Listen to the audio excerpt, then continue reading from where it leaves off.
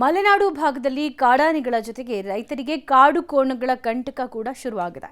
ಹೀಗಾಗಿ ದಕ್ಷಿಣ ಭಾರತದಲ್ಲೇ ಮೊದಲ ಬಾರಿಗೆ ಕಾಡು ಕೋಣ ಹಿಡಿಯೋ ಹೊಸ ಪ್ರಯತ್ನಕ್ಕೆ ಅರಣ್ಯ ಇಲಾಖೆ ಕೈ ಹಾಕಿತ್ತು. ಈಗ ಈ ಪ್ರಯತ್ನದಲ್ಲಿ ಸಕ್ಸಸ್ ಕೂಡ ಆಗಿದೆ.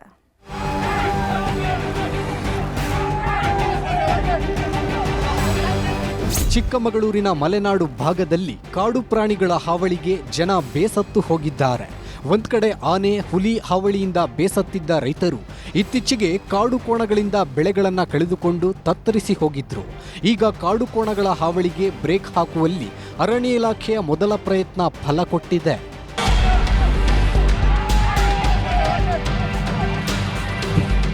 ಕಾಡು ಪ್ರಾಣಿಗಳ ಹಾವಳಿ ಹೆಚ್ಚಾಗಿದ್ದರಿಂದ ದಕ್ಷಿಣ ಭಾರತದಲ್ಲೇ ಮೊದಲ ಬಾರಿಗೆ ಆಪರೇಷನ್ ಕಾಡುಕೋಣ ಕಾರ್ಯಾಚರಣೆ ನಡೆಸಲಾಯಿತು.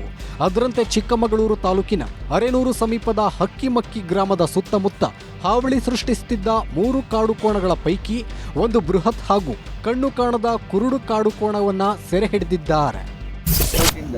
ಏನು ಕೆಲಸ ಆಗಿದೆ, ಕಾರ್ಯಾಚರಣೆ ಆಗಿದೆ, ಅದರ ಹಿಂದೆ ಬಹಳಷ್ಟು ದಿನದ್ದು ಅಭ್ಯಾಸ ಇದೆ, ಪ್ರಾಕ್ಟೀಸ್ ಇದೆ. ಆಮೇಲೆ ನಮ್ಮ ಮುಂಚೂಣಿ ಸಿಬ್ಬಂದಿ ಹಗಲು ರಾತ್ರಿ ಹಾರ್ಡ್ ವರ್ಕ್ ಮಾಡಿ ಕೆಲಸ ಮಾಡಿದ್ದಾರೆ.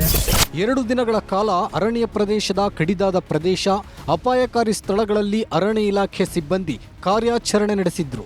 ಅರವಳಿಕೆ ಮದ್ದು ನೀಡಿದ್ರಿಂದ ಪ್ರಜ್ಞೆ ತಪ್ಪಿ ಬಿದ್ದರೂ ಕಡಿದಾದ ಇಳಿಜಾರು ಪ್ರದೇಶದಲ್ಲಿ ಅದನ್ನು ಸಾಗಿಸೋದು ಕಷ್ಟವಾಗಿತ್ತು. ಮತ್ತೆ ಅದಕ್ಕೆ ಪ್ರಜ್ಞೆ ಬರುವ ಇಂಜೆಕ್ಷನ್ ಹಾಕಿ ಕಾಡಿಗೆ ಓಡಿಸಲಾಗಿತ್ತು. ಇದೀಗ ಮತ್ತೆ ಅರೇನೂರು ಬಳಿ ಕಾಟಿಯನ್ನ ಸೆರೆ ಹಿಡಿದಿದ್ದು ಚಿಕಿತ್ಸೆಗಾಗಿ ಶಿವಮೊಗ್ಗದ ಮೃಗಾಲಯಕ್ಕೆ ಕಳುಹಿಸಲಾಗಿದೆ. ಮಾನವ ಪ್ರಾಣಿ ಸಂಘರ್ಷ ಜಾಸ್ತಿ ಆಗ್ತದೆ. ಜಾಸ್ತಿ ಆದಂಥ ಸಂದರ್ಭದಲ್ಲಿ ಮಾನವ ಹಾನಿಯಾದಂಥ ಸಂದರ್ಭದಲ್ಲಿ ಮಾನವರು ಆಕ್ರೋಶಗೊಳ್ಳುವಂಥ ಸಾಧ್ಯತೆ ಇರೋದ್ರಿಂದ ಈ ರೀತಿಯ ಪ್ರಕ್ರಿಯೆಗಳು ಆಗಬೇಕು. ಇದಕ್ಕೆ ಕೆಲವರು ವಿರೋಧ ಇದೆ, ಪರಿಸರವಾದಿಗಳ ವಿರೋಧ ಇದೆ. ಪರಿಸರವಾದಿಗಳು ಕಾಡು ರಕ್ಷಣೆ ಜೊತೆಗೆ ಮಾನವ ರಕ್ಷಣೆನೂ ಅದು ನಾವೆಲ್ಲ ಅವಿನಾವ ಸಮರ್ಪಣದಿಂದ ಬದುಕಬೇಕು. ಕಾಡು ಪ್ರಾಣಿ ಮನುಷ್ಯನ ಹತ್ಯೆ ಮಾಡಬಾರ್ದಲ್ಲ. ಮಲೆನಾಡಿಗರ ವಿರೋಧ ಟೀಕೆ ನಡುವೆಯೂ ಅಸಾಧ್ಯ ಎನಿಸಿಕೊಂಡಿದ್ದ ಕಾಟಿಸೆರೆ ಕಾರ್ಯಾಚರಣೆಗೆ ಮುಂದಾಗಿದ್ದ ಅರಣ್ಯ ಇಲಾಖೆ ಸಕ್ಸಸ್ ಆಗಿದೆ. ಈಗ ಉಳಿದ ಕಾಡು ಕೋಣಗಳನ್ನು ಸೆರೆ ಹಿಡಿಯೋ ಬಗ್ಗೆ ರೈತರಲ್ಲಿ ನಿರೀಕ್ಷೆ ಹೆಚ್ಚಾಗಿದೆ. ಯೋಗೀಶ್ ಕಾಮೇನಹಳ್ಳಿ, ನ್ಯೂಸ್ 18 ಚಿಕ್ಕಮಗಳೂರು.